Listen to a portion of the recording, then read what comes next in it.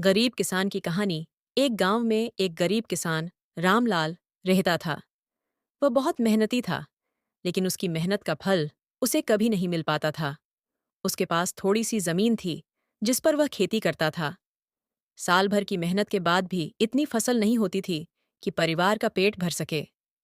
रामलाल के घर में उसकी पत्नी, दो छोटे बच्चे और एक बूढ़ी माँ रहती थीं। परिवार का गुजारा बड़ी मुश्किल से चलता था। रामलाल रोज सुबह सूरज निकलने से पहले खेतों में काम करने निकल जाता और देर शाम लौटता। लेकिन कभी बारिश ज्यादा होती तो कभी सूखा पड़ जाता, जिससे फसल बर्बाद हो जाती। एक बार गांव में अकाल पड़ा। रामलाल के पास खाने के लिए अनाज तक नहीं बचा। उसने सोचा कि अब क्या किया जाए। उसके पड़ोसी ने उसे सलाह दी कि वह अपने बैल को बेचकर पैसे जुटा ले। लेकिन बैल उसके खेत की जान था और वह उसे बेचने के लिए तैयार नहीं था।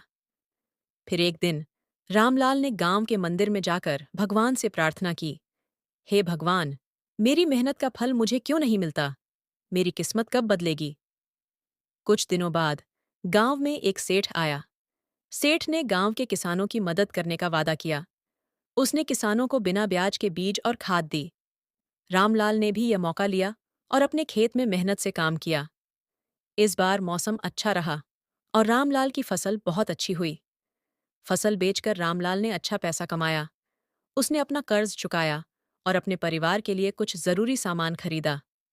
रामलाल की मेहनत और भगवान की कृपा से उसका जीवन धीरे धीरे बेहतर होने लगा। इस कहानी से हमें यह सीखने को मिलता है कि मेहनत और उम्मीद कभी नहीं छोड़नी चाहिए। कठिन समय हमेशा नहीं रहता, लेकिन मेहनत का फल एक दिन जरूर मिलता है।